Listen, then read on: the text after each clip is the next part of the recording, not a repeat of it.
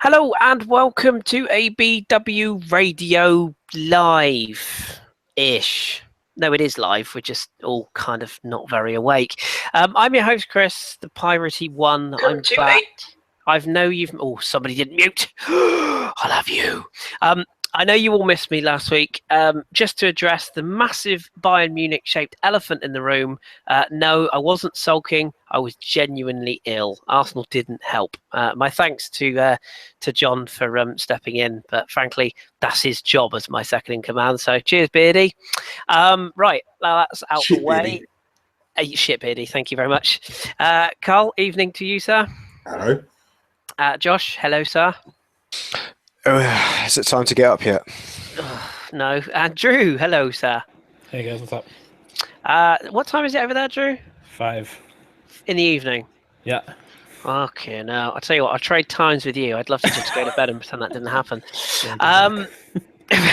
We'll say right off the bat, folks, this isn't going to be record views, I don't think, because there isn't a lot to say, and it wasn't the most enthralling game in the world. So we'll polish a turd and we'll see what comes out. So Chatbox, we might be relying on you a little bit this evening, but we'll see how it goes. Good evening to everybody who's listening. If you like what we do, you know what to do. Thank you very much. Give us a little thumbs up and we'll send you all a rusty penny. Josh is going to sort that out. I'll get back to him later. Right. Let's start off then, shall we? Drew, let's start with you. Lineup. Surprised or happy? Quite a few faces I didn't expect to see tonight. I mean, it's with all due respect, at the end of the day, it's Sutton, and this is a good enough time as any to take some players out of the rotation. Give some other players some time on the pitch, especially some of the youngsters. So, I was happy with it. I don't really have any issues just necessarily. The only thing I would have to say about the players that did feature tonight would come on later. The likes of, there's no reason to risk Sanchez, for example. No, with the 11, I was happy. I wasn't necessarily too thrilled with how some players played, but on the strength of it, given the team that we fielded, I was fine with it. Yeah, I didn't see any issue. Fair point. And Karl, of the changes that we saw made, there was quite a few. Any sort of surprises for you, given the number of first-team players that we, quote-unquote, risked? Gabriel, Mustafi, El Nene, Xhaka, Coquelin, Walcott, and Iwobi, and Monreal, actually. There's quite a few first-teamers there, and Ospina playing a goal over Martinez. So, you a bit surprised about those players getting a game? I was surprised. Probably the only one I was really surprised at was Monreal. I thought Gibbs probably would have played, to be honest. But apart from that, I'm not really, because I'm glad he kind of showed the game respect. I'm kind of very happy that, we didn't take them lightly, because at the moment, I don't think we can at the moment. So I'm quite happy that we played quite a strong team. Ospina, I knew he would play because he's our cup goalkeeper. So, and plus it's crosses away as well. I think we needed quite a strong person. I think Martinez will probably play against Lincoln, but no, I'm quite happy with the team that we played. I'm quite happy that we played quite a strong team, because we didn't take them lightly. And when we do take teams lightly, that's when we tend to slip up. Yeah, agree with that. Yeah, definitely agree with that. And Josh, the only couple of players I was a little bit surprised at, if you look at the substitutes bench tonight, I actually thought Debussy would play. I thought Per Mertesacker would play this game, I must admit. I don't know whether there was a bit of the pit, or I'm going to say the pitch myth, because I'm not sure I buy into it as quite as much as a lot of people did, but he didn't get any game time. So, yeah, were you sort of surprised or pleasantly surprised that a couple of faces got game time in this fixture?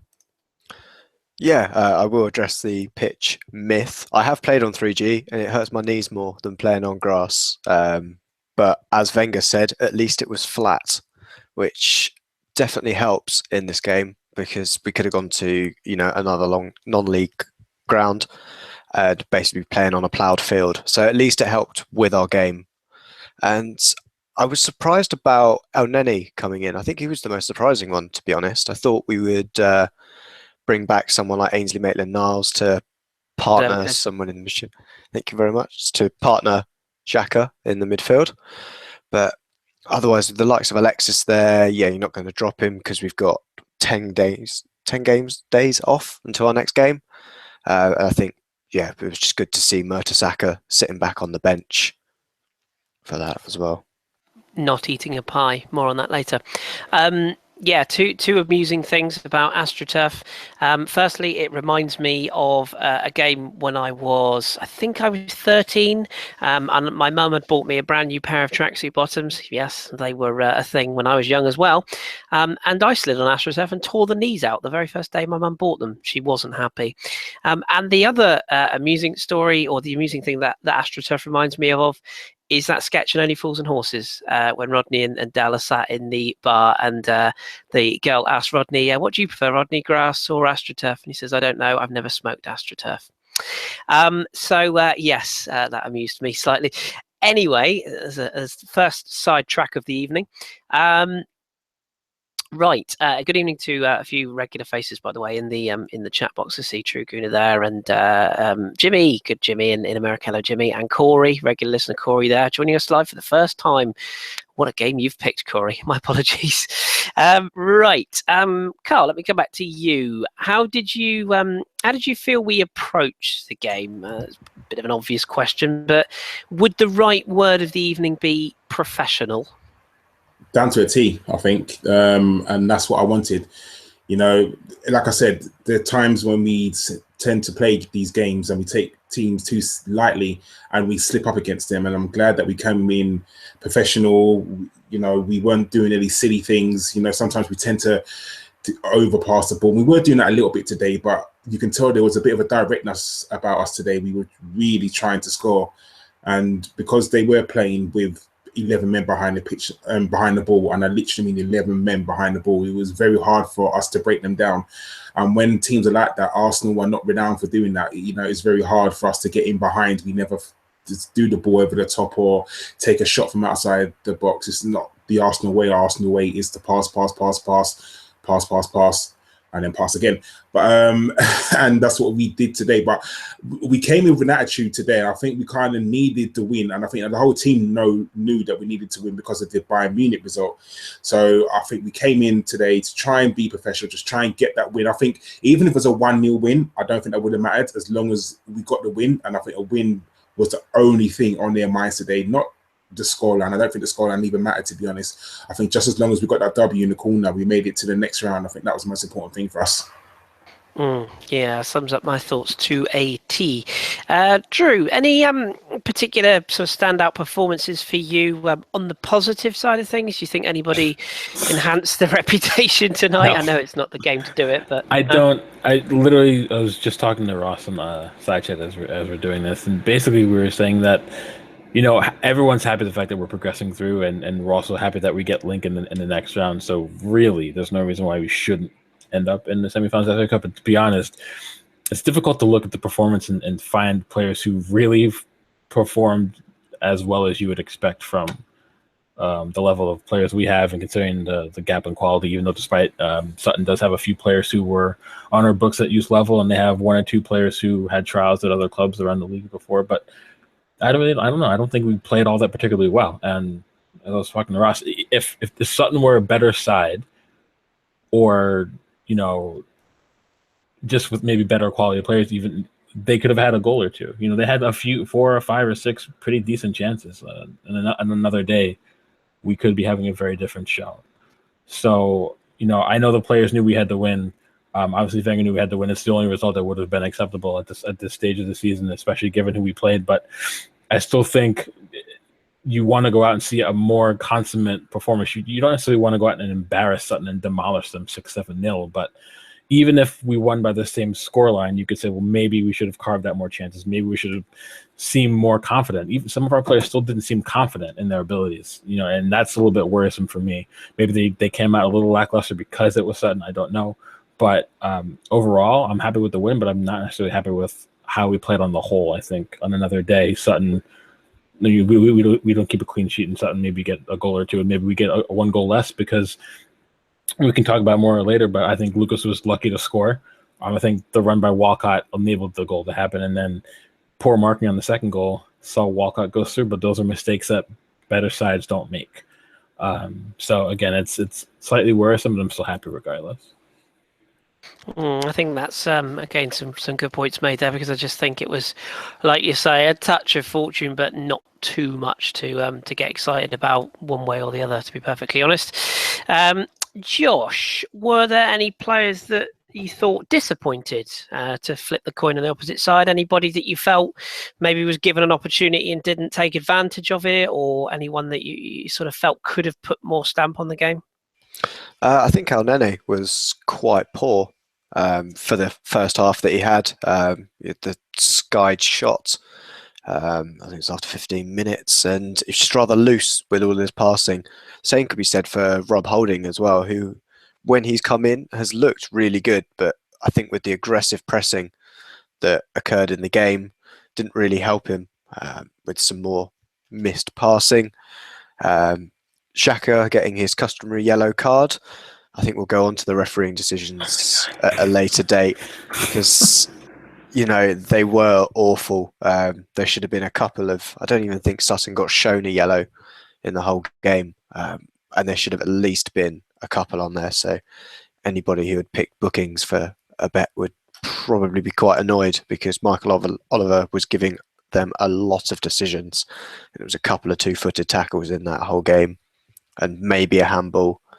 So, yeah, I think there were a couple of dodgy performances, but the way that the team played the game, it was like a pre-season friendly. There was just not a huge amount of intensity in the game at all. So it's, the best of a bad performance, but something that, in a cup competition, you just got to get the win, and you get into the next round. It doesn't matter about the performance at all from that respect. Yeah, it's it is kind of one of those where you just look at it and you go, well, who could have stepped up, who didn't step up, and who performed well. I suppose we should sort of touch on a couple of the incidents in the game. Strap yourselves in, people. This one's going to be a quick one. The first goal, Drew, I'll come back to you on this one first, because like you said, I think a touch of good fortune in this one. I've seen a lot of people say it was a great finish. And I know. And the old cliche of put the ball in the right area. Well, you're crossing the ball. You'd think you'd put it in the right. But it was more about how Theo Walcott managed to miss it than the fact that it snuck in at the far post, wasn't it? It's okay. A couple of my good friends are goalkeepers, and they will tell you that the goal happened specifically because when Walcott makes that run across the face of the goal, the keeper pauses for that split second to identify if Walcott's going to get a touch on the ball or not. If Walcott doesn't make that run at all, the keeper saves it comfortably. It wasn't even going, and anywhere near any pace to where the keeper would have struggled. I think it was a good run by Walcott. I do give him that. I think that showed excellent awareness, but the fact that he completely whiffed maybe can be slightly in a bit of hilarity, but the intent was there, and that intent enough got us that opening goal. But, if that run's not made, that's an easy save for any halfway decent keeper, even, if they're in the fifth tier of English football, doesn't matter. I don't buy into the fact that was a good finish at all. I just think, again, but, maybe we needed a bit of luck at that point in time, because up until then, you could probably say that, we still looked a little bit shaky, a little bit timid perhaps. And as I said before, if this is a better side against, that we're playing rather than Sutton, any left back will close Lucas down instead of giving him 5-10 yards of space to cut in and maybe even have a look at goal. You certainly won't get a chance like that against someone like a Bayern, for example. So I'll take the bit of luck, but you can't possibly say that, the credit goes to Lucas for a quality finish when really that should have been an easy save.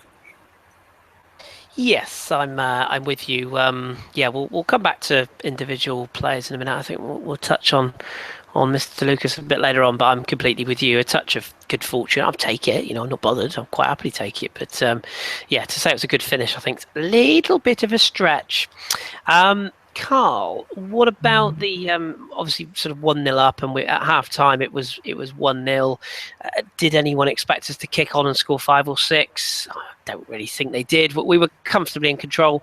And Theo Walcott popped up with his 100th Arsenal goal, which I don't know why it sounds a bit weird to say that. I don't know why it shouldn't. Because it took him 10 years. That's why. That's exactly. Probably why. Exactly. Sorry, that's 10 grand a goal. That's an average of 10 goals a season. That's ridiculous. In all competitions, man, Okay, not anyone just the said league. that is absolutely ridiculous.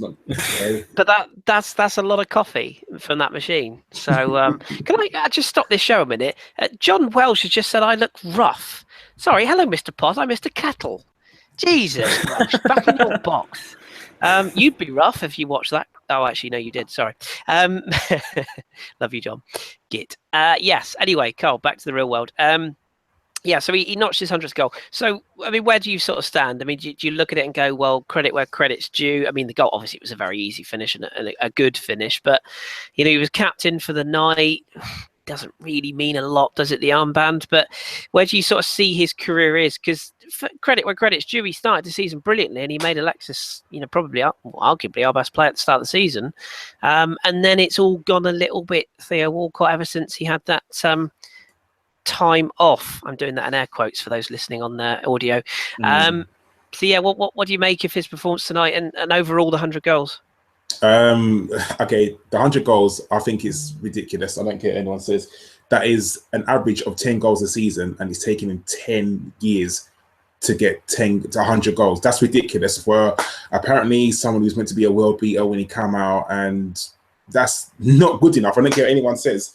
You can't be at a club for 10 years and you're an attacking player and only after 10 years get 100 goals. No, I'm sorry. It's not good enough, but hey ho.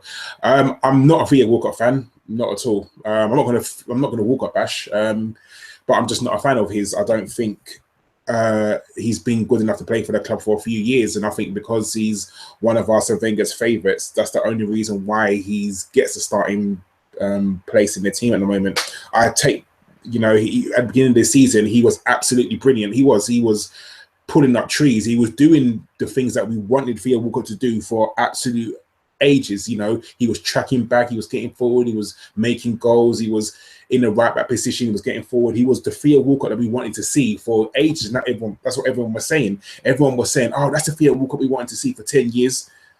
But now he had his time off, and he's come back and he's doing the same old things. He's not getting back. I'll go back to the Chelsea game where he was the reason why they scored that goal, because he didn't track the player. But credit where credit's due. He popped up with a goal today, and regardless of what you think of him, he got a goal. And at the end of the day, the score sheet will say Theo Walcott got a goal. It won't matter about the performance. No one's going to think about, oh, but he didn't play well in the game. It's just going to be he got his goal. So credit where credit's due. He's done well. You caught me unawares there. Yes, I mean, yeah, I mean, he divides opinion, doesn't he? I mean, he's one of those players. I suppose what sums up Theo in a way is he's kind of a squad player, isn't he? The trouble is we sort of see him as a first choice. I guess that's where the long and short of it goes. You sort of look at it and go, there was so much there, and it just never quite kicked in. What's he, 28 now? Is it 28? I think it's 28. So how many goals a game would you expect from Theo? Because he's got this 100 in 360 something odd games, if I remember rightly. So it's just over 1 in 3. Do you know what? It's not the goals output; it's what could have been. Do you know what I mean? I don't think it's I think it's about the amount. Drew, you can come in on this in a sec if you like, because I think it's about the output of what a player gives. I mean, you can fudge as many stats as you want overall, and you can look at a player and go, "Oh, he's got a brilliant strike rate." But if he's playing in the Scottish third tier, then he's going to look like a world beater. Or if he's just flicking in and out of games and getting the odd goal. I mean, I know you couldn't troll through every one of his goals, but I wonder how many have been, you know, match-winning goals, have been contributions to games where we've been losing, have been, you know, big performances in big games. I suppose you could argue the same about Henry and Ian Wright to a degree, but with Theo, you've never really felt like he's been a match-winning player. Do you agree with that, Drew, on the sort of the goal-scoring charts? Yeah, okay. I mean, I understand what Karl is saying. Simply put, you know, when we bought him from, you know, Sutton, and he came through their youth ranks and he looked excellent. Especially he looked excellent as a center forward. But that's not the debate, because they played him in a different system, in a different role, in a different style. So you really can't say that we should have bought him and thrown him as a center forward immediately. But he came with the promise that, you know, by and large, he would be the one picking up the mantle after Thierry Henry. And when you look at the comparisons of careers, it's night and day. I mean, I take Josh's point that, you know, he's got it's 100 goals and 372 appearances for the club. I mean, on paper, that's not bad, but those are the kind of numbers you would see from, you know, you can get those numbers from like Frank Lampard from midfield in his prime. You know, when you bring in a player of promise to replace Henry as in an attacking role, even as a winger, you may expect a little bit more. And he only had, this seems to be a theme, considering you can make the same argument with Jack Wilshere and Aaron Ramsey. He had the one excellent season, and all of the seasons have really paled in comparison. It was 12-13 where he had 14 goals, 12 assists in the league. That's the kind of numbers you kind of want to see. You know, 14 goals in 32 league appearances plus 12 assists. That's what you want from a high valued winger, or inside forward, whatever you want to call it. But after every other season after that, it's just average. Honestly, it really is. I mean, maybe you could argue the season before they had 8 goals and 11 assists, but he's fallen well short of the expectations maybe that maybe we shouldn't have had, but were placed upon him. And then, of course, there's, like I said before, there's debate of maybe we didn't use him in the right way. Maybe the fact that when we bought Henry as a certain type of player, we made him into a different one. It wanted to be tried again with Walcott, and it backfired instead of working as it did with Henry. But I personally think that it's been. I agree with you. What could have been? You could be looking at maybe a player who scored an extra 50 or 60 goals in the league, depending on, you know, if you're a side who changes their tactics based off the players, not forces their players to play the tactics. So that's another debate for another time. But yeah. Yeah, some good points made by all there, and the higher valued version of John Welsh, Mr. Funky Dino in the chat there says, to be honest, the press and the media have put the pressure on that he was the new Henry, as they do with every English player. I think that's a fair point. That that's true. Picked up but there was a counter argument. Rudy just said Giroud has 93 goals in 211 games. He may reach 100 this season in 5 years. Couldn't you say that maybe that's what you wanted from a Walcott? 100 goals in 5 years is better than 100 goals in 10, for sure. 10, so yeah, that goes back to what Karl was saying. So, but if we're bringing in a proven striker in Olivier Giroud, we're developing a winger in Theo Walcott. I don't agree That's with that. The difference. I don't agree with that at all. Olivier Giroud he was always a good, decent centre half. He had one very good season with Montpellier. I don't think he was established. I think we took a bit of a punt, if I'm honest. But he's learned his trade as a striker. Whereas I'll give you that. I'll give you that. But then, like like Drew was saying there, I think when you look at a Lampard or a Gerrard and the goal output they got from midfield, I think you could probably argue that you expect more goals. I mean, I suppose it's an area that really we expect more goals from Arsenal players full stop since Freddie and Pires left. We just aren't getting that, are we? So true. And those systems and those players we're talking about had systems built around them. Gerrard and Lampard were both, you know, the main guy in that lineup, whereas you didn't have that with Theo. Theo's never been the main guy at Arsenal, ever. But could you say when we bought him that he was supposed to replace the main man and become the main man himself, and then thus we may have sold not just him up the river, but ourselves up the river by, like I just said before, turning into a club where we force players to fit the system instead of building our system around the best available options we have and then getting the best out of them in that way? That for me has always been a big issue personally. I mean, I know people can disagree, and that's more than fine. But for me, you know, when I look at players that I coach that I have, I don't say, you know what, I'm going to have to mold you to this way because this is how I want to play. This is what I have available. How can I get the best out of them in a system that fits to their strengths and does a good job of masking their weaknesses to the point where it won't become a hindrance? I don't think we do that enough. That for me is an issue. I think the players at the time, if you look at Theo's time at the club, there are better players that have come through. You had Adebayor as a main man at the time who, as much as we all hate him now, was absolutely fantastic for us. And if he'd stayed with us and had the right motivation, would have won cups for us. And then you've got Cesc, another guy who, you know, has not necessarily put himself in the good books of Arsenal fans. But again, we built the system around him and look how he flourished whilst Theo was left to the side, which is potentially a personality thing with him, that he just didn't have that cutting edge to push himself up, that the hunger that someone like Henry had, potentially because we bought him in too young. But I was going to say, you got to ask yourself, why hasn't Theo made himself the main man? In 10 years, why is he not the main man at our club? You know, he should be well established. You know, the team should be built around Theo Walcott after 10 years, and now it's not. So you got to think to yourself, why, one, have we been so loyal to him when he hasn't delivered? At the end of the day, you think about it, he hasn't really delivered how we've expected him to. And two, why hasn't he pushed on? You know, what is the reason why he hasn't pushed on to be, okay, I'm not going to say he should be a world beater. You know, no one's got a given right to be a world beater, but you have to ask yourself, why is he not up there? Why is he not being spoken about?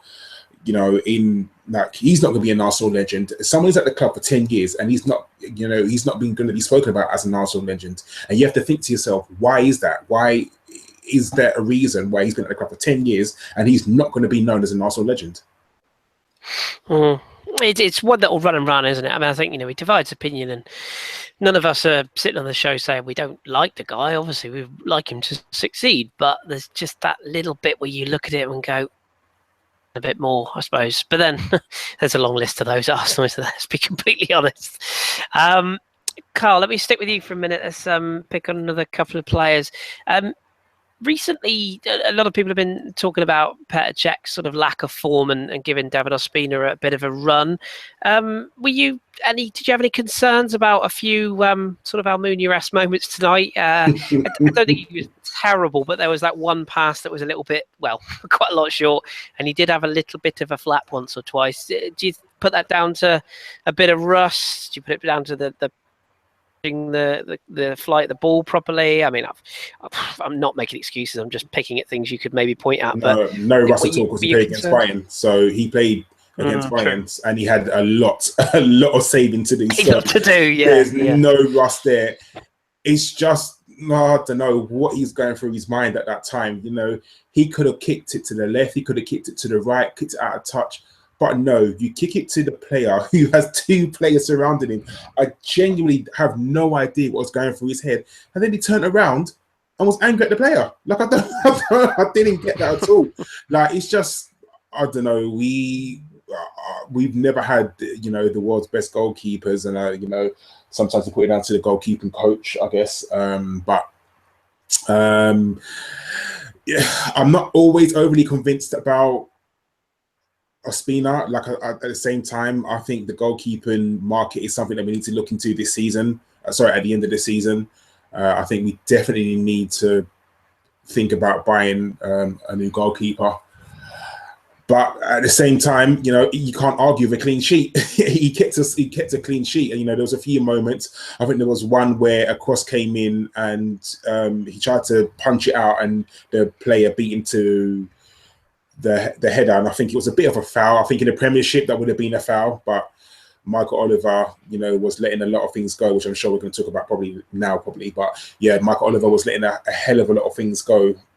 But for me, you can't argue with a clean sheet. He, you know, at the end of the day, it was Arsenal 2, Sutton 0, and he's kept his clean sheet. So well done to him. Yeah. I suppose it's one of those, isn't it? I think he's one that doesn't convince some, and others say should be given a run of games to prove himself. So, yes, it's a bit of a tough one. We will touch on the tackling in a second, but just before we do, I've got two other players I want to pick on. Drew, Stockran McStaffy. Obviously a player you've seen a little bit of, being a German football connoisseur. What's up with his passing?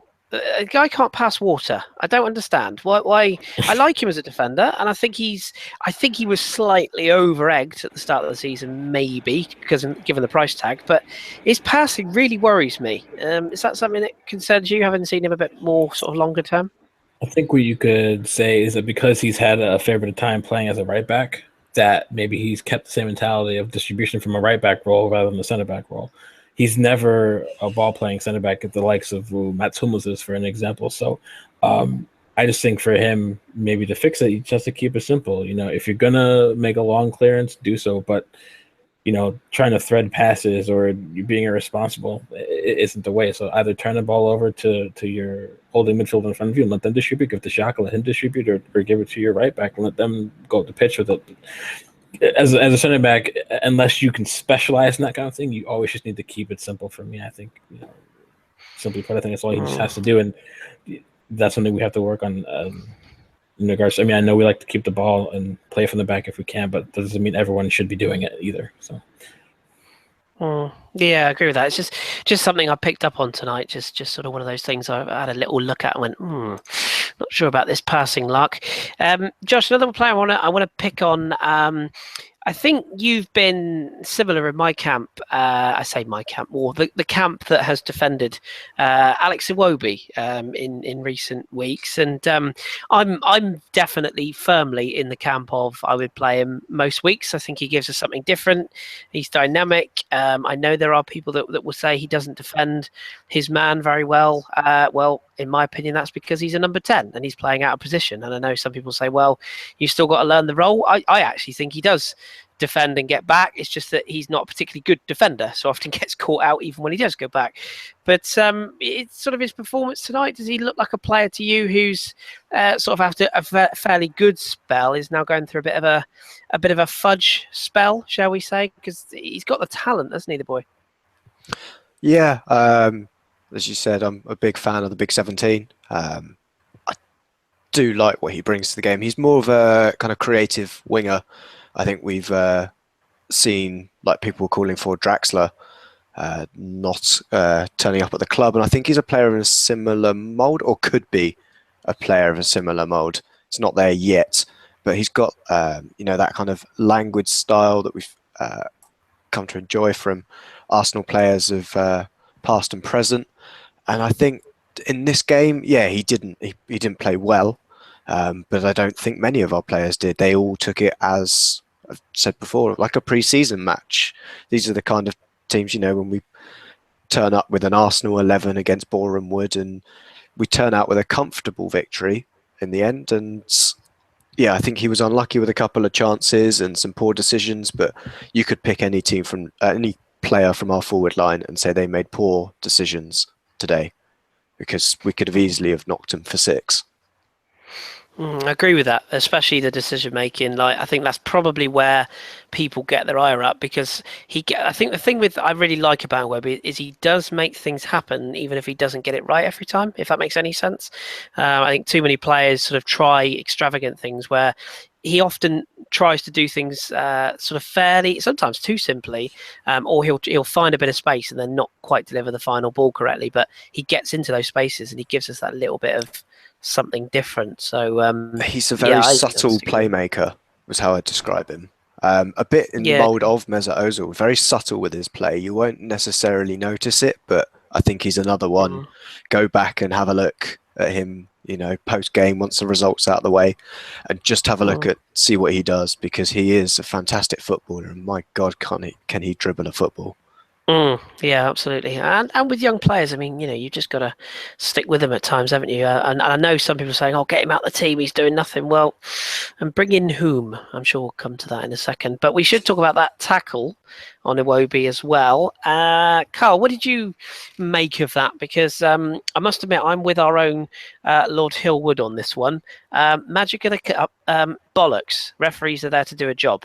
It was a horrific challenge. The bloke who, quite frankly, doesn't even deserve me getting his name right, because I don't give a shit, because he's a nobody, and he will continue to be a nobody at that level of football because he can't tackle properly. It was a horrific challenge, and if somebody gets their leg broken, that's a severe issue to deal with. As such, people overseas may not have got this coverage, but I don't think Match of the Day even mentioned it, and it was just completely skated over. Your sort of thoughts on this so-called protection of the lower league clubs, and they don't like it up them, that kind of that kind of ridiculous sort of comment. What do you think of that? It was a red card all day. Don't care what anyone says. That was a red card. He went in 2-footed, studs up. In what world is that not a red card? I don't understand this bullshit. That Michael Oliver made mistake after mistake today. I genuinely don't understand in what world that's not a red card.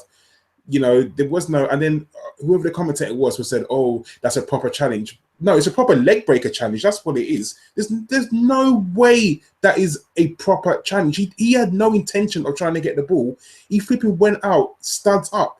This is football. No matter what level of football it is, whether it's Sunday League, whether it's Premiership, or whether it's international football, that is a red card. You can't go into a challenge 2-footed, studs up. That makes no sense. It just no such bullshit about, oh, it was a proper challenge. No, it was a red card offence. If he had caught Iwobi, that's breaking Iwobi's leg. And these are the things that we're trying to stamp out of football, regardless if you're non-league or you're a world-class footballer. You can't do them sort of challenges. It's bullshit. And I'm sorry, if that had caught Iwobi, that's his leg gone. Blatantly, his leg's gone. Imagine if someone like Xhaka had done that.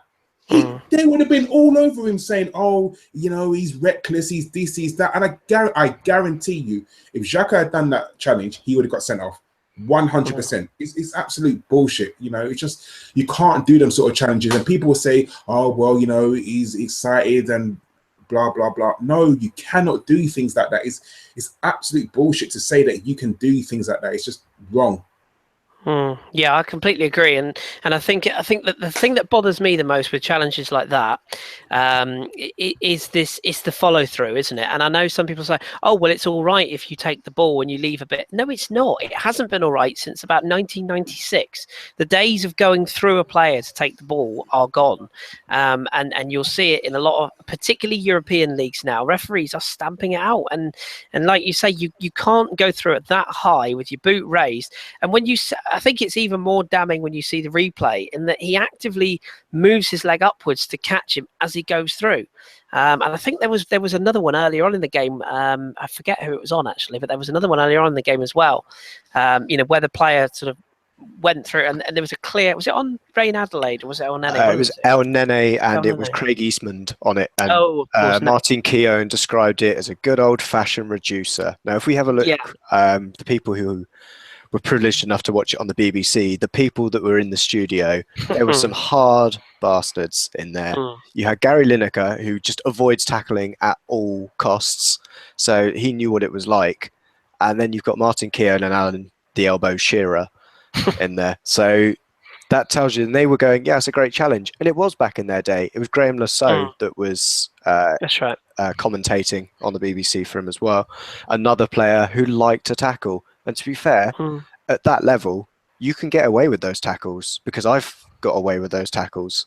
And there is something quite satisfying about a reducer when you put one in on someone, but not at the top flight. You can't do that. And I don't want to sound pretentious about it, but the players at the top level should be getting that kind of protection because they get it week in, week out. And the non-league team have got to play to that level. They're playing that, so a different set of rules apply.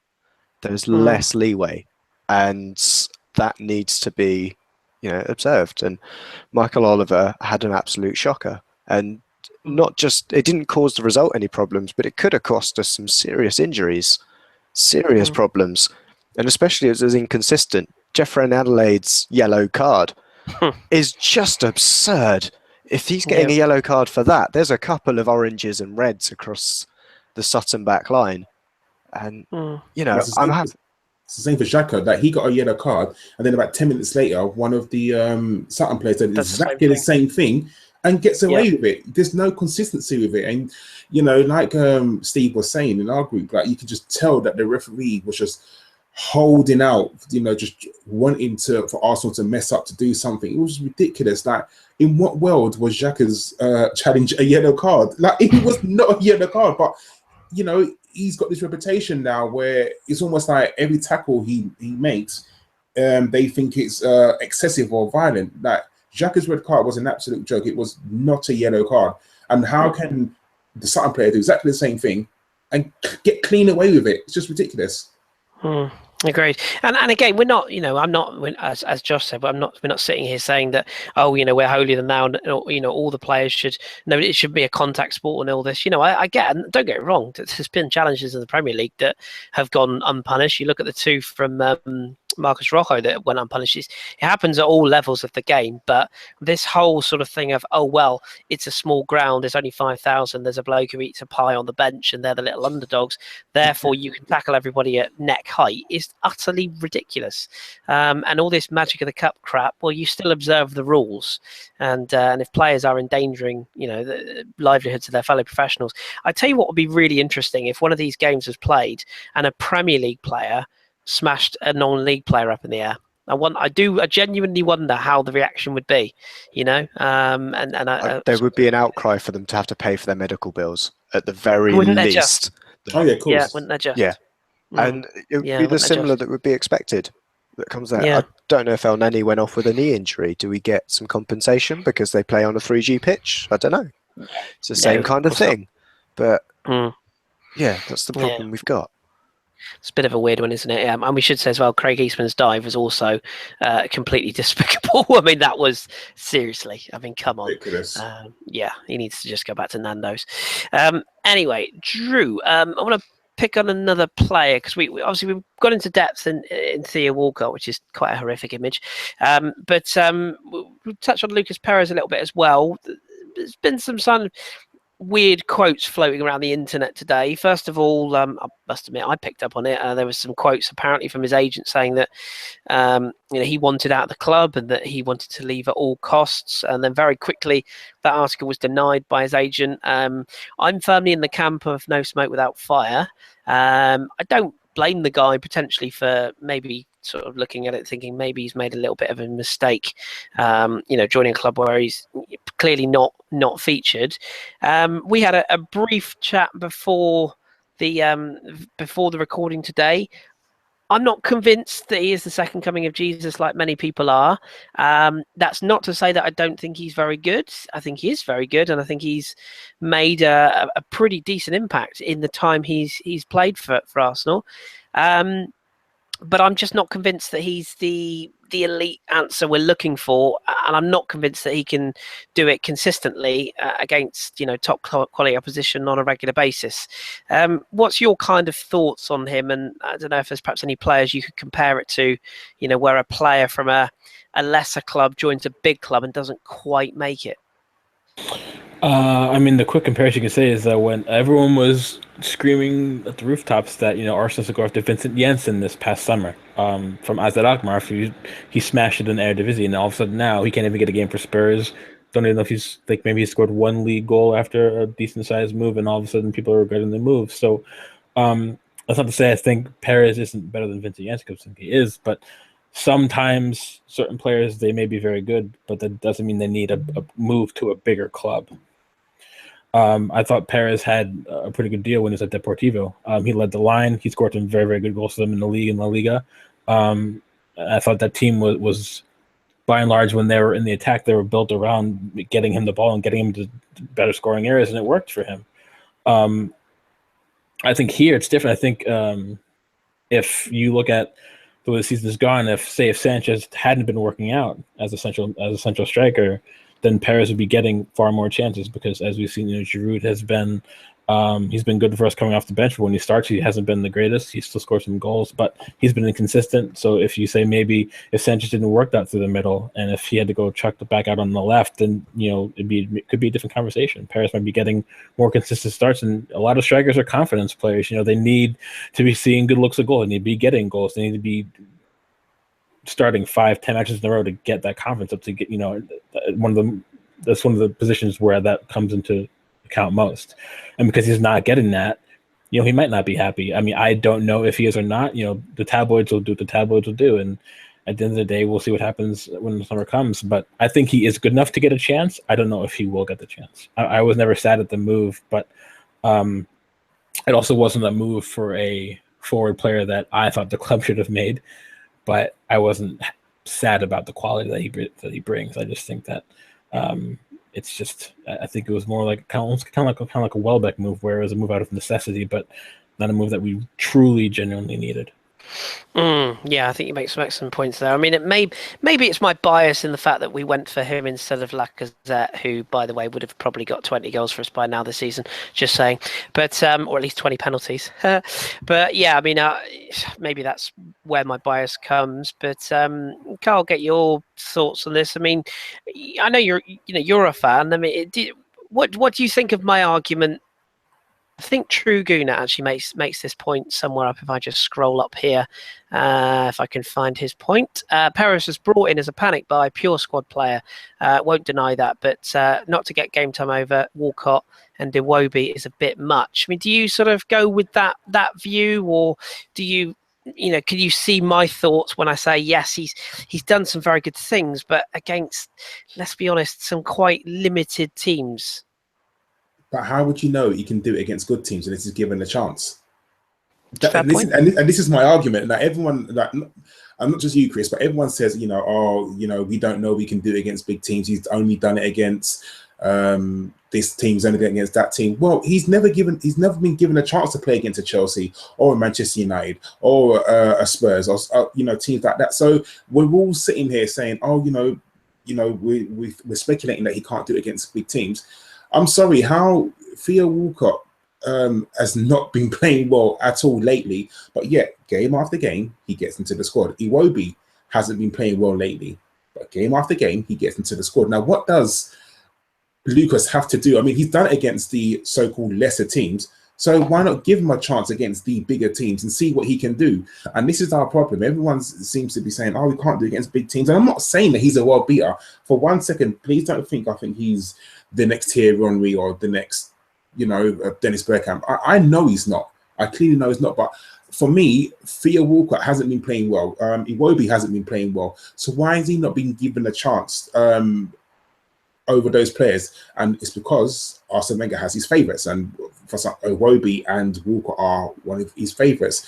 Now, I understand that we don't know what goes on in training. He comes in against these so-called lesser teams and he does well, but we don't know what happens in training. In training, he could have a shocking games, and Arsene Wenger just don't trust him. You may think, he hasn't done well there, he hasn't tracked back there, so I don't know if I want to risk him against the so-called bigger teams. So I can understand both sides of the coin, but for me, he's got to get a chance, because as bad as, and I think we can all be justified, they can all be honest and say that Theo Walcott hasn't played well and Iwobi hasn't played well. So in any other team, if a player's not playing well, then you'd think, right, let me take him out the firing line and try someone else. But Perez has only played against these so-called lesser teams and not been given a chance. Give him a chance, and if he hasn't performed, then so be it. Because I guarantee Perez wouldn't have been any worse than Theo Walcott was against Chelsea. So that's my argument. So if that's the standard, if Theo Walcott against Chelsea is the standard to get into the Arsenal squad, then surely you've got to say that he's a bit better than that to get into the squad and he can play. Yeah, you make a very good case for the defence. I can't argue with any of those points. I think my main kind of thing that I've got in my head with him is we brought him in as a striker and we're playing him on the wing. But we've seen that before. Absolutely. I'm not defending it. And also, bearing in mind, this was apparently the summer where we were desperate for a centre forward and, obviously tried to buy Vardy. I don't think we'd have played Vardy on the wing if we'd have bought him. So that says a lot to me. And the other thing is, I think it is classic. I don't think Arsene fancies him. And I do think that he was a player who was bought for Arsene Wenger rather than bought by Arsene Wenger. And the only other thing I would say, and I know this is a bit catty, he was a target for Everton and West Brom. I think my main, not concern, I think my main kind of issue, and Mika for Life has just made another brilliant comparison. Lucas Podolski. It's another one of those. It's a striker just at that tier where you go, yeah, he'd be brilliant at Everton, but at Arsenal, I don't know. You and I will never agree about Podolski ever. That's the one issue with our entire friendship. Oh no, I love him. I love him. I mean, we should have played him at centre forward. Let's be honest, but we never did. And and there were flashes, but yeah, I don't know. As I say, I know somebody's put in the chat, I just hate Lucas. I genuinely don't. I'm just not. I'm just never really convinced that any opposition would look at us and go, "Oh Christ, he's up front," and or wing. I just I'm not convinced yet, and I really hope I'm wrong. And don't get me wrong, I know Sonogo is not the answer. So yeah. On the Everton front, he wouldn't be getting in that team anyway because Lukaku is just firing in the goals, and you have a look at their backup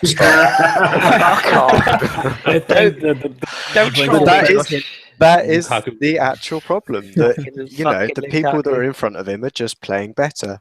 Yeah, Lukaku, fraud Kaku. So, Kris, on current form, would you rather have right now Perez or Walcott in the squad?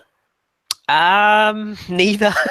Probably. Yeah, you have to say, no, I take your point. Yeah, it's Liverpool. So the next game is Liverpool away. where we know we're going to have to defend. You know, Yep. Most definitely. And I think on the left-hand side, you think of Mane, who is going to probably run our left side ragged. So right now, we don't know who's. We'll probably come into that later. Sorry, but just right now, who would you pick? Who would you rather have in the squad? Perez, Iwobi, or Walcott? In the squad or in the lineup? In the lineup, starting lineup. In the lineup, I'd have Iwobi one side. I'd have Danny Welbeck the other side. That's my honest answer. I'd have Meza in the centre, Alexis up top. I mean, actually, to be honest, if you were talking Anfield, I'd actually have Giroud up front. I'd have Alexis wide and Iwobi the other side with Ozil in the centre. But you know, that's just. But I do take your point. I think if it's a call between Theo and Lucas, then yeah, I probably would be looking at Theo again, assuming that Oxlade-Chamberlain is used centrally at the moment. So, you know, and again, as I say, I hope I'm wrong. I really do. You know, and as Drew said there, when we signed Lucas Podolski, I was always that guy going, can we just give him a game? Can we just try it? Because I saw what he did at Cologne and I saw some of the things that Lucas Perez did at Deportivo, and you looked at him and you went, yeah, I can see why. Weirdly, when we signed it, I think Drew and I, we both spoke and said, I can see why he's gone for Lucas Perez. He's a very sort of Arsenal-y striker, you know, playing on the shoulder, and the goals he got for Deportivo were very similar to the goals that Giroud was getting in France before he signed him, like, you know, sort of in those dangerous areas in behind a defence and finishing well. And, you know, I could see why we would have gone for him. But then I look at it and I go, I can't even remember too many interviews where Arsene Wenger has outwardly praised him. Can you? I can't think of too many. So I don't know. Some players just, you know, are favourites and some aren't, I guess. But hey, it is what it is. As I say, I hope I'm wrong. I'll be more than happy to hold my hands up and say I'm wrong if he gets a run of games and plays. But I have a sneaking suspicion that Joel Campbell Mark II will be off somewhere in the summer. That's just my feeling. Okay, let's before we take some questions, because I don't think there's much else we can cover in the game. No, I'm not going to talk about a bloke eating a pie. Seriously, I mean, yeah, it was funny, but Jesus, really, like, come on. It was comedy gold. Come on, that's. Oh, it was amusing. There's a bit of shenanigans about it, though, isn't there? Apparently, Sun Bets were offering 8-1 that you'd eat pie during the game, and who sponsored the game for Sutton tonight? Sun Bets. Suspicious.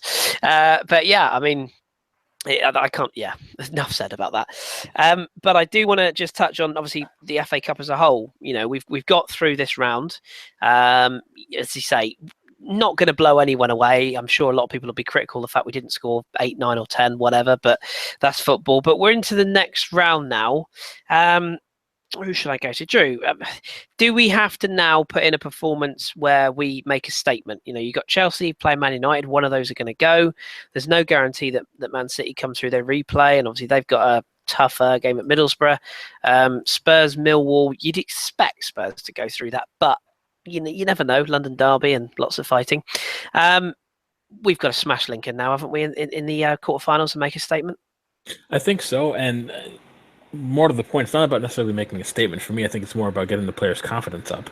Like I said, the players didn't play confidently today, and I think it showed. And given the fact that we just got smashed by Bayern, we're likely going to get smashed by Bayern in the second leg. We have some tough league fixtures coming up as well. You know, we said the Liverpool one as well, but there's other ones. We still have to go to White Hart Lane, I do believe. So things like that. I think that if you go into the FA Cup quarterfinal and you come out 5-6-0 winners, like we can if we play to our strengths, then I think it's not about maybe just announcing that, you know, we're taking the competition seriously. It's more about our players need to get that self-belief that they haven't had in a while this season. And it took a massive dent when we got the Bayern result. So I think that for me, it's about morale, not about any sort of enunciation that, you know, here we are, we're actually challenging for it. So. Yeah, well said. And Josh, what sort of side would you be looking to play in this game? Because I think, if I'm right in saying, this tie comes. When does this come? Isn't it between? Oh goodness, it's the 13th of March, off the top of my head. Is that weekend? Sounds right. So we weekend of the 12th, 13th. So we play Bayern on the 7th of March. Less said about that, the better. And then we were due to play. We were due to play Leicester on the 5:30 on the 11th, Saturday. So I guess that's the weekend it's going to be played. Yes. So would you be bearing in mind the buying games just before it? Even though, let's be honest, we are out. Even I could admit that. Arsene Wenger is not going to play a half side against Bayern. He's going to play the big guns in the hope that we can at least make it respectable. Put your money on 3-0, by the way, people. But would you play a strong side against Lincoln, or would you again look at it and go, well, we really should be coming through this tie, regardless of who we put out? So let's save the players for the league games.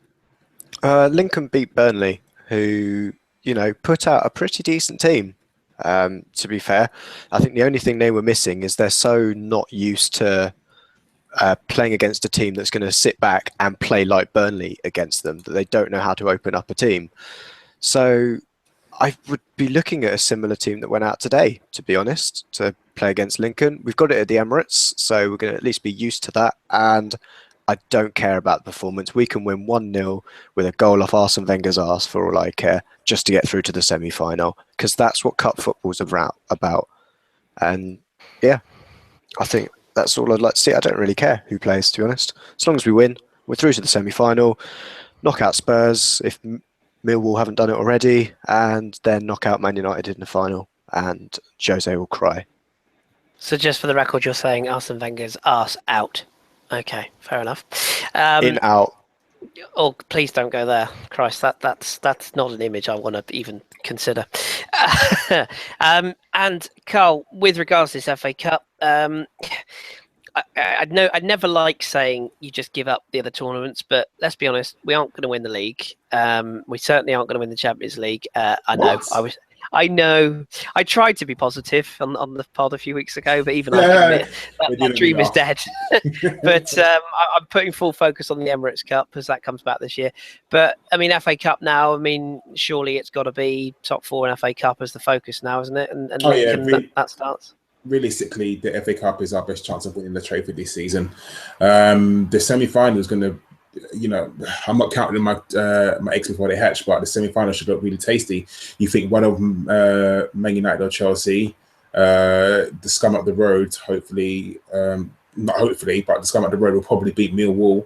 We will hopefully beat Lincoln, and you're expecting Man City to beat Middlesbrough, I want to say. Huddersfield, and they won't. Oh, so cool. So it's looking good.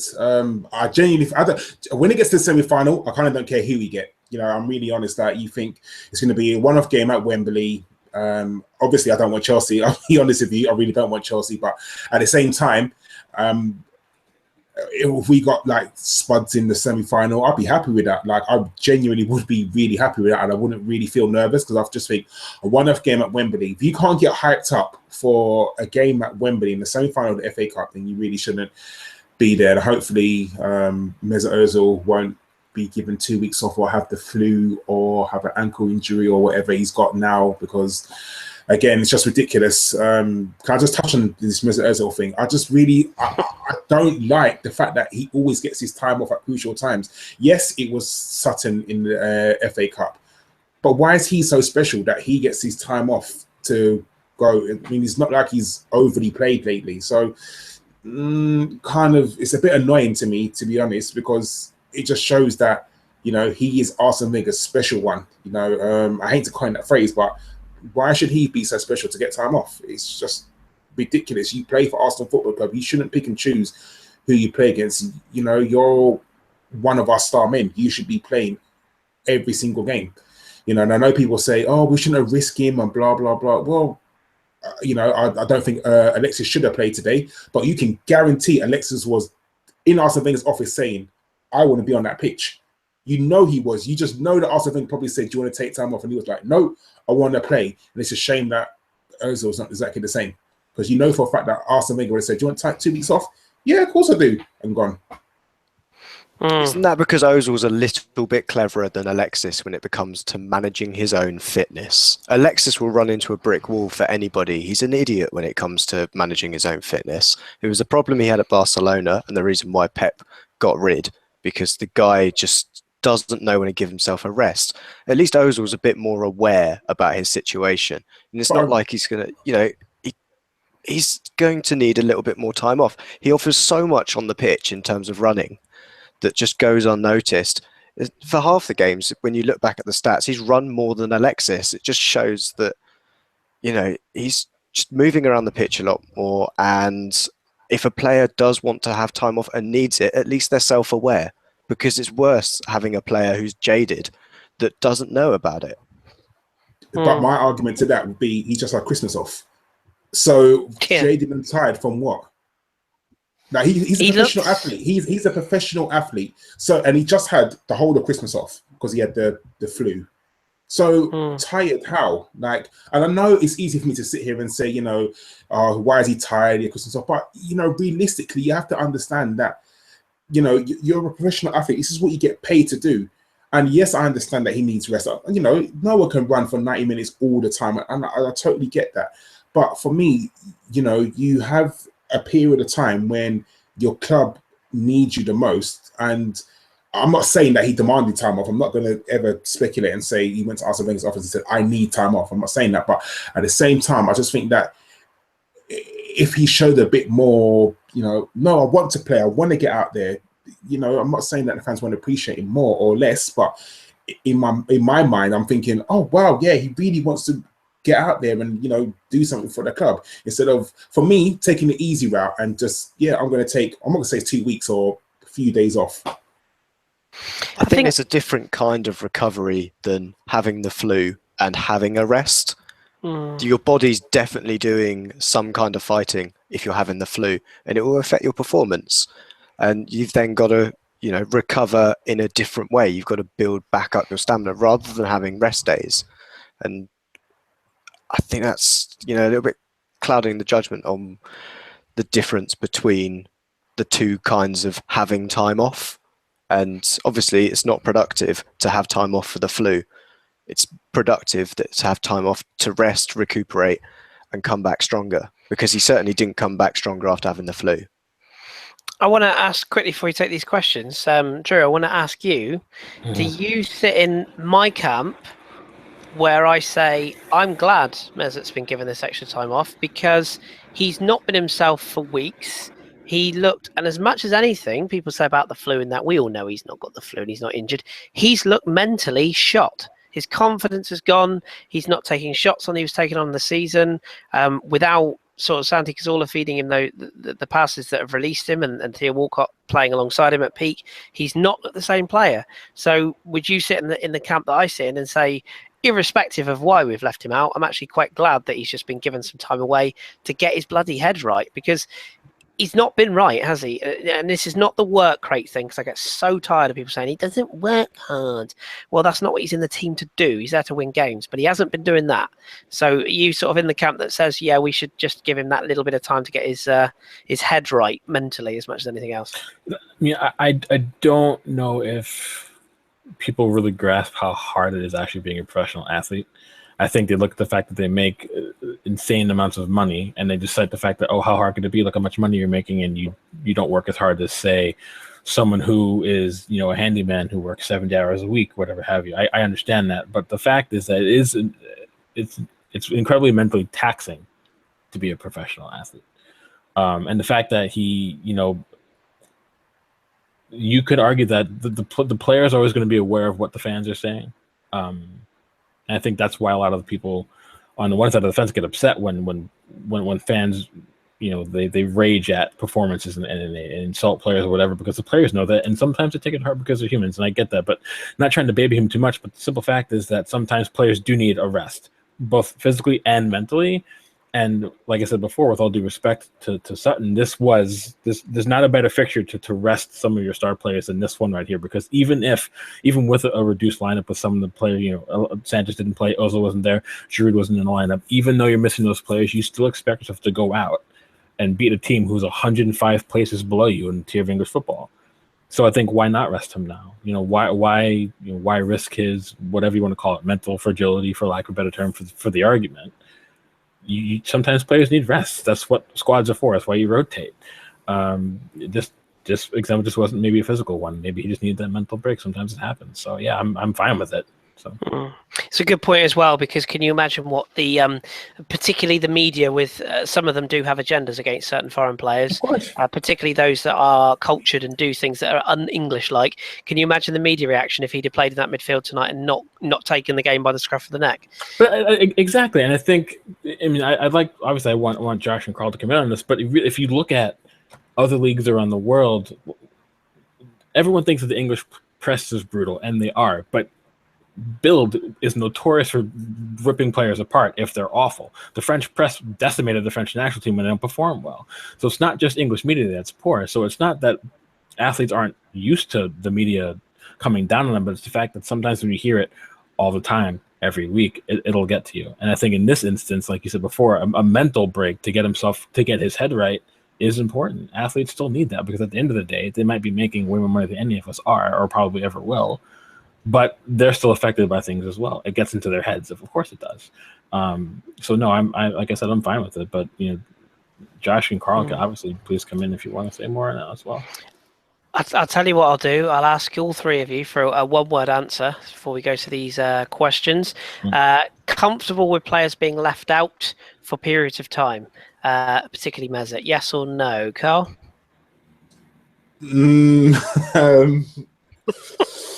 Oh, that's so hard to answer. It really is. I know. Yeah, I probably am. Okay, good. Josh? Yes, I think players should be rested, and there's not enough highlighted in that. I think, as Drew said, it's a bit more aggressive in the English media, because we're so used to having every player must play every game at 110%. And I think there's a bit more media intelligence, shall we say, on the continent. Yeah. Obviously, they're still going to have that lower echelon of whatever the sun is in the Sol in Spain and the like. They're always going to have that equivalent that's just going to throw out your clickbait. But I think in England, it's more ingrained in how the football has been perceived. It's always been your Roy of the Rovers style football. And I think we've got different continental players that have come in, and they're used to those kind of rests. I'm not saying that we need a winter break, because we can get through seasons with that, and we've shown that it's not detrimental to the performances of the teams in Europe. We had that period in the late 2000s where we won almost every Champions League, or at least the winners came from England, not necessarily Arsenal. So I think we need to have a look at perhaps what the media is saying, and maybe give us a little bit less flack when players are rested, and at least refer to them as that, because any time a player isn't playing, they're immediately dubbed as dropped. So Petr Cech in the Champions League was dropped from the squad. No, he wasn't. He was rested, rotated. There's differences there. And I think that's the biggest problem we've got, is the misuse of language in the media. And it's crazy, because we've got such a diverse vocabulary, yet we'll still stick to the one word that is dropped. I agree with some points you've made there, and I'm quietly confident Drew will agree with me when I say this, that a couple of teams I've watched a lot of this season, PSG and Dortmund, they rotate heavily, and it's been to their detriment at times, mainly because they've almost over-rotated, but at least their squads are fresh. So I suppose you could argue that, sometimes it's the right thing, sometimes it's the wrong thing. But yeah, it's one that will run and run, I'm sure. But hate that. We should take some questions, shouldn't we, to finish off this show? We've got more out of this than I thought we would, so well done to everyone. So yeah, if you've got a question or two, we'll do about 5-10 minutes, see what we can get through. Stick it in the box, and my compadres will stick them in my box, so to speak. Hey, you misses. Right, first one, Karl. This one's from Alex Ryder. Is second in the league in the FA Cup a success? Winning it, I presume he means. A success of a trophy's any trophy's a success, no matter what. Anytime you can hold up a trophy at the end of this season and say you are the best in a certain competition, yes. So it is a success. Fourth and the trophy is a success. No matter what. So that's what I class as success. It's an improvement on last year because we have a trophy to show for what we've achieved this season. So yes, the second and the FA Cup is definitely a success. Yeah, I think that's yes, what's the age-old argument? What is success? But I'm completely with you. Drew, Philip JQ, will Alexis go in the summer? Your opinion? Oh man. Well, like I said in the chat, I think it depends on how the season ends. I mean, there's always a possibility that he signs on before the end of the season, so the contract's there. But I think if we don't finish in the Champions League spot and don't win the FA Cup, I think he'll want to go, because then he's missing out on top European football, which is what he wants and what he needs as a player at his level.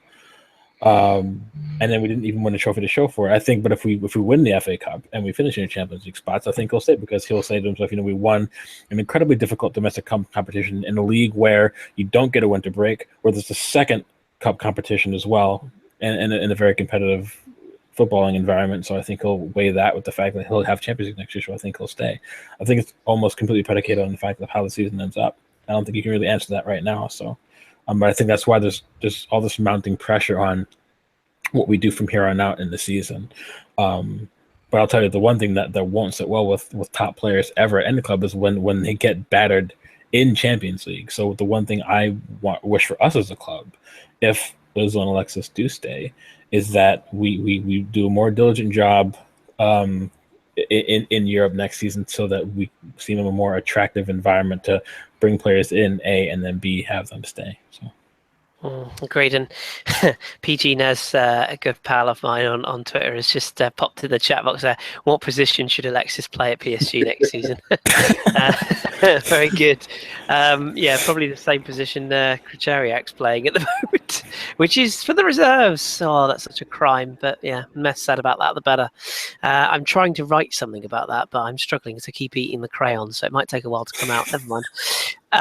Jackosaurus, this is obviously the big question, Josh, but just a quick answer on this one. Should Arsene sign a new contract if he wins the FA Cup?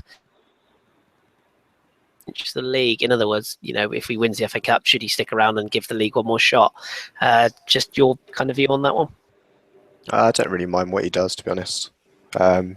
It sounds really like giving up on the answer, because he obviously wants either a Wenger out or a Wenger in. But honestly, I'm so bored with the whole thing at the moment. The guy's done it before. He did this before the FA Cup in 2000. Oh, now I've got to remember. 13. When did 2013? yeah, that's the one before. The Rambo final, as I refer to it. Yeah, he did exactly the same thing there. He just played out his contract right to the end. The big media storm happened exactly the same time. So I'm just going to wait, see what happens, play this one out, because I can't bother to, lose any sleep over, is it going to be Allegri? Is it going to be Tuchel? To be honest, I'm pretty sure the board have already put in place our manager if he's going. Let's put it that way. It's already happened.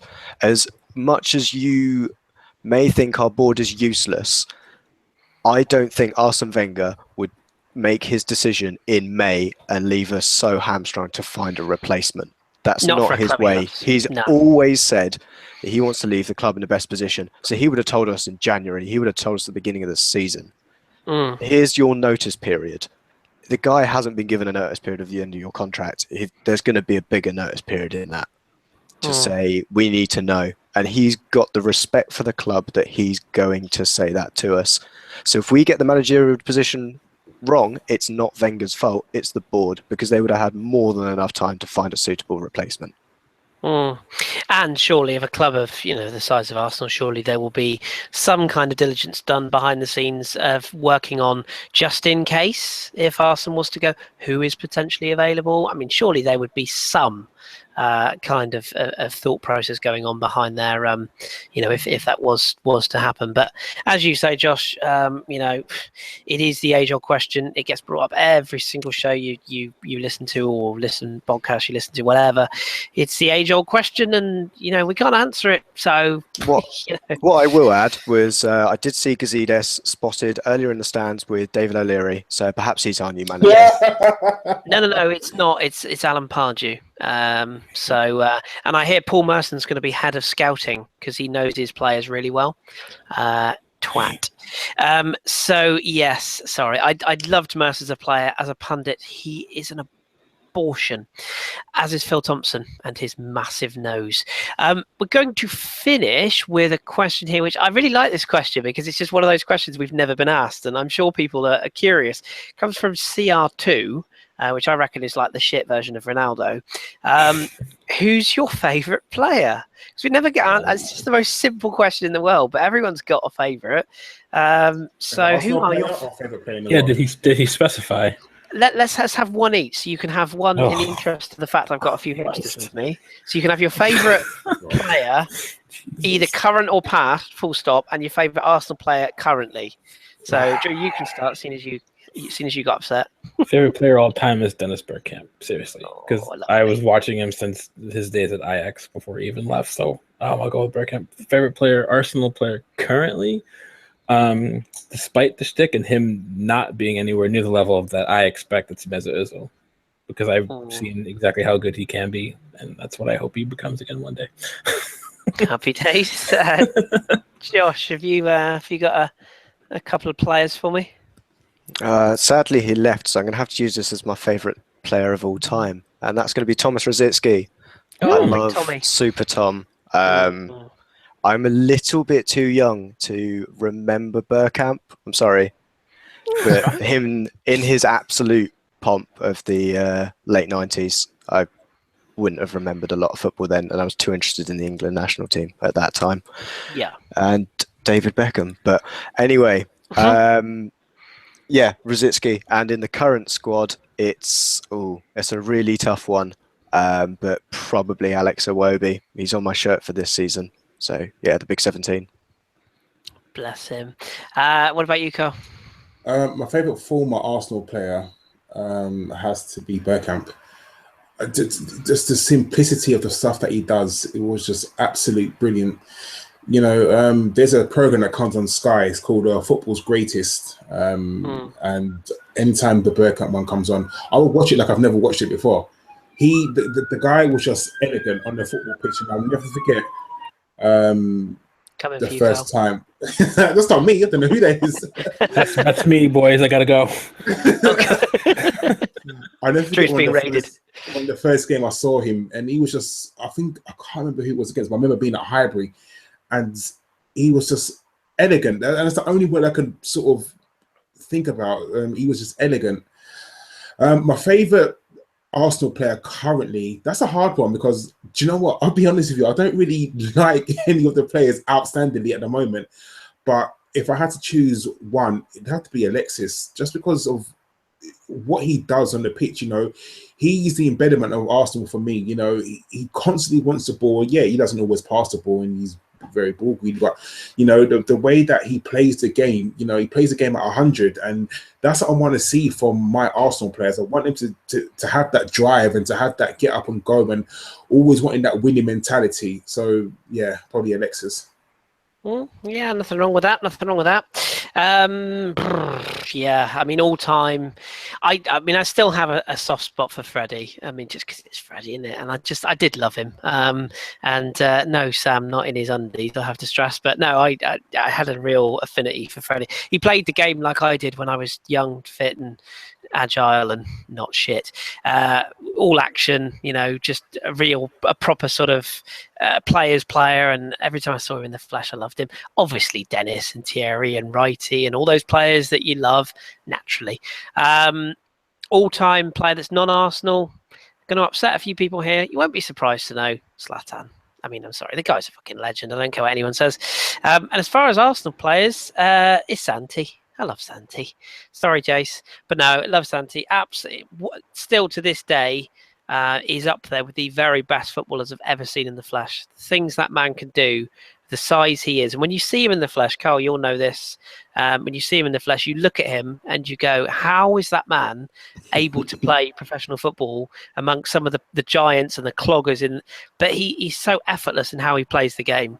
And he is a joy to watch. And yes, of course, you can have a go at Arsenal for saying, why is it one player makes such a massive difference?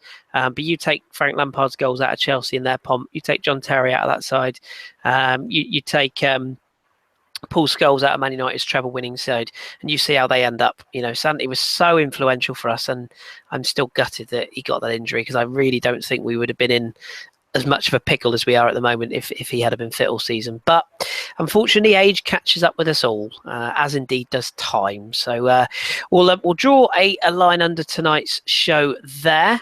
I'm just going to finish with this brilliant piece of work on Twitter from a friend of the show.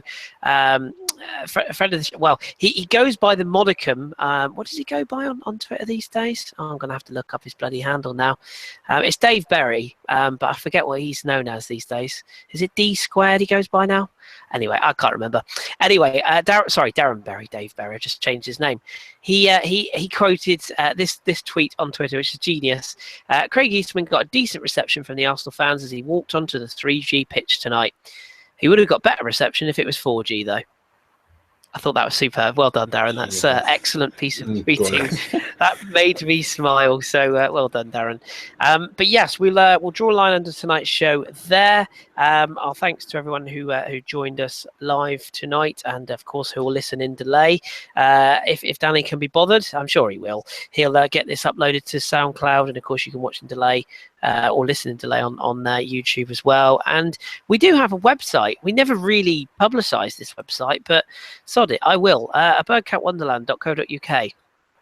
Where you can visit for lots of bloggy stuff and podcasty stuff, and general Danny analness, because Danny runs it and he does a very good job, bless him. But yeah, there's some excellent features on there. You can sort of see all of our Twitter handles, and there's the ABW awards from last year. There's all sorts of stuff. So go and have a little fiddle around. There's even some After Dark episodes on there if you dig hard enough. So yeah, go and have a look, and please do give our bloggers some love. I know not everyone reads blogs. I know sometimes I'm not a big reader myself, but the stuff that Drew puts out, and Luke and Simon when he's not hammered, love you, Simon. No, all the bloggers do a fantastic job, and they put out some really top-notch content, and of course the lovable wizard Mr. OG does a wonderful job in getting those out each week. So do give them a look. Do you know who's blogging this week, Drew, off the top of your head? Yes, Simon's got a piece coming out. Should be tomorrow. It's about, actually, we briefly touched on it in the show. It's going to be, he's dispelling the myth that Wenger, when he goes, will leave the club in a good position. I have one next week on the back of that, discussing the myth that we were hamstrung financially when we had our stadium built. So. Splendid. So there'll be some good topics there to read, and as you say, if you can mind the beer stains on Simon's, read it. It's very good. But no, he's I owe to be young again and out and about. He's dirty Lothario, that man, I swear. Anyway, he was stalking Sonogo last week. Honestly, you can't get that man tied down. But no, what a lovely chap. And yeah, please do give him a read. Podcast is back on Thursday. I get to host. Yippee! I get to talk about this game all over again. Jesus Christ. I think we have the Reverend. I think Mr. Raj is back on. Rumours are a member of the past from ABW is making an appearance. I'll just leave that there, floating, because I don't know if it's confirmed yet. But ask Danny who that is. Badger him, because yeah, he'll tell you. And I'm sure we'll have somebody else to join the panel as well. So do tune in for that on Thursday. And the radio show will be back. We haven't got a game this weekend, have we? Oh God, what are we going to do? No, it's going to be a boring Saturday. Ugh. Well, we're back after Liverpool then at Anfield. That'll be fun in a week and a half's time. So do look out for that. Just before we go, if you don't know much about Drew or myself or Josh, we're part of another podcast which we've kind of co-created between us all, called the Football Hipsters Podcast. So if you like talking about Arsenal, fantastic. Keep it tuned to ABW. If you like a bit of European football mixed in with English football of a week, twice a week, give us a look as well. We're at the FH podcast. A little shout out to Ross, who I know is watching our fellow Southampton following fan, and good luck to him at the weekend. I'm sure we're all hoping Saints beat Man United. And of course, a shout to John Welsh as well, who, well, I mean, he's all right. He's not great, but we make do. You know, he does all right. Love you, John. But yeah, give us a look and do let us know if you enjoy our stuff. So that is it. So my thanks to Drew, Karl, and Josh. Thank you. I know a few of them, but thanks very much. There you go. Thank you for joining me, my gentlemen. I know it's been a bit of a struggle, but we do appreciate your time. And again, thank you for tuning in. If you've listened live or in delay, do click that thumbs up and keep yourself subscribed. And we'll be back very soon. My thanks to Danny, as usual, for making this possible. We've been ABW Radio Live. We're through to the quarterfinals. Bring on Lincoln. Up the Arsenal. We'll speak to you very soon. Bye-bye.